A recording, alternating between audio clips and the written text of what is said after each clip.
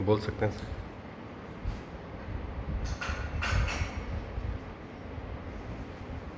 हम सबसे पहले केंद्र सरकार को इस बात के लिए धन्यवाद देते हैं कि उन्होंने जो हम लोगों का सुझाव था कि रेलगाड़ी के माध्यम से ही हमारे जो प्रवासी बाहर फंसे हुए हैं, बिहार के रहने वाले लोग वहाँ, चाहे छात्र हों या मजदूर हों या कोई पर्यटक हो या कोई भी हो, तो ट्रेन से ही आने की सुविधा उनके लिए बेहतर होगी, ये व्यवस्था कर दी गई।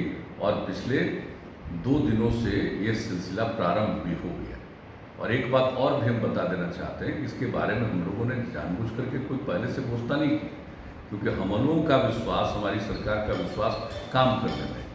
अब जो कोटा से ट्रेन आना शुरू हुआ, तो एक बात की जानकारी दे दें कि उसके लिए जो भी स्टूडेंट आ रहे हैं उनको कोई रेल का भाड़ा नहीं देना है। राज्य सरकार रेलवे को पैसा दे रही है और वो यहाँ पर आ रहे हैं। और इसी तरह से हम लोगों ने ये निर्णय ले लिया है कि जो भी हमारे लोग, बिहार के लोग जो बाहर मजदूरी हैं, मजदूर के रूप में काम करते हैं या अन्य प्रकार से जो बाहर फंसे हुए, वो यहाँ पर आएंगे। और उनके आने के बाद और किस तरह से आएंगे और कौन लोग आएंगे, इसके बारे में केंद्र सरकार ने जो डिजास्टर मैनेजमेंट एक्ट 2005 के अंतर्गत उनका जो गाइडलाइन जारी होता है, उस गाइडलाइन में उन्होंने स्पष्ट तौर पर कह दिया और इसके बारे में विस्तृत जानकारी हमारे अधिकारियों ने दे दी है। किसी प्रकार का कन्फ्यूजन नहीं रहना चाहिए। तो जो लोग भी आएंगे यहाँ, उनके लिए जिस स्टेशन पर रेलगाड़ी आएगी, वहाँ से जो जहाँ के निवासी हैं उनके प्रखंड मुख्यालय में ले जाया जाएगा, यहाँ थोड़ी जांच करके, और उस प्रखंड मुख्यालय में उनके लिए पूरा का पूरा क्वारंटाइन सेंटर बनाया गया है और इंतजाम किया गया। वहाँ उनको 21 दिन तक रहना है और 21 दिन तक रहने के बाद जब वो निकलेंगे तो उस समय उनको जहाँ फंसे हुए थे जिस राज्य में, वहाँ से यहाँ आने में जितना भी पैसा लगा, रेल का भाड़ा या अन्य प्रकार से उनको पैसा लगा, वो, और हम लोग जो क्वारंटाइन सेंटर में सब तरह का इंतजाम किए, उनके रहने का, उनके भोजन का, आवासन का, उनके चिकित्सा का, सब कुछ देखने का।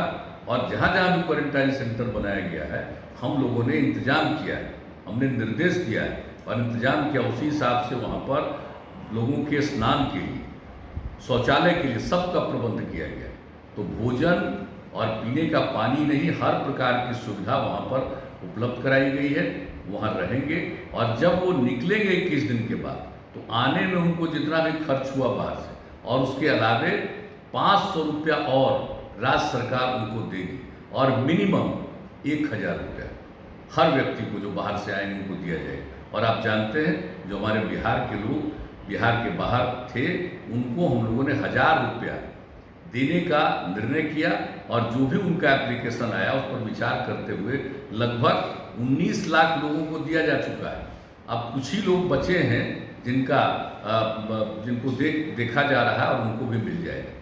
तो हम लोग जो भी काम करते हैं लोगों के हित में करते हैं और चाहते हैं कि ये काम हो, लेकिन हमने देखा कि इधर काफ़ी बयानबाजी आ रही है, तो उसको देखते हुए हमने कहा बता दें, वरना लोगों को लाभ मिलता अपने आप लोग बताते। तो ये तय कर दिया है, ये हम लोगों का निर्णय है किया हुआ, और इसका अनुपालन भी शुरू हो गया है कोटा से जो हमारे विद्यार्थी आ रहे हैं उनके लिए।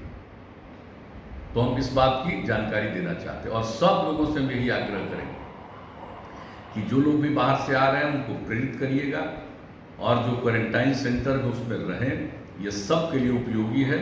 और जो भी लॉकडाउन लागू किया गया है, तो हम बिहार के लोगों को इस बात के लिए अभिनंदन करते हैं कि हमारे बिहारवासी अधिकांश, इक्का दुक्का कोई इधर उधर करता होगा, लेकिन अधिकांश लोग, सब लोग नियमों का पालन करते हैं।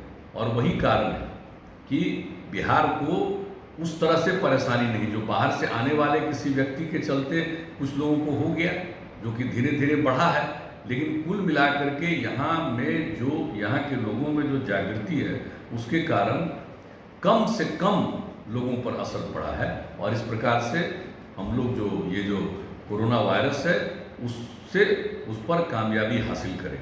हम सब लोगों को सचेत रहना है मैं सब लोगों से पुनः अपील करूंगा, भयभीत होने की ज़रूरत नहीं, सजग रहने की ज़रूरत है। और अंततोगत्वा आप जान रहे हैं कि पूरे दुनिया में ये हो रहा है। ये सिर्फ कोई हम लोगों के यहाँ की बात नहीं, अनेक जगहों पर बड़े पैमाने पर देश का सबसे विकसित, दुनिया का सबसे विकसित देश अमेरिका में सब ज़्यादा होगा। तो इसलिए इसको देखते हुए जो कुछ किया जा रहा है, सब लोगों से यही अपील है कि उसका अनुपालन करें, और यही जनहित में है, सब लोगों के।